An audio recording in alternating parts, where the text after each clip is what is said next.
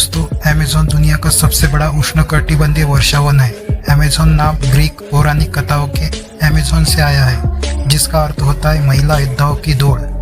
Amazon जंगल में दुनिया की 10% से ज्यादा प्रजातियों के जीव जंतु पाए जाते हैं। एवं 25 लाख कीड़ों की प्रजातियां पाई जाती है। अमेज़न जंगल में औषधीय फल पाए जाते हैं। अमेज़न लगभग 16,000 पेड़ों की प्रजातियों और लगभग 390 मिलियन पेड़ों का घर है। अमेज़न वर्षावन में साल भर वर्षा होती है।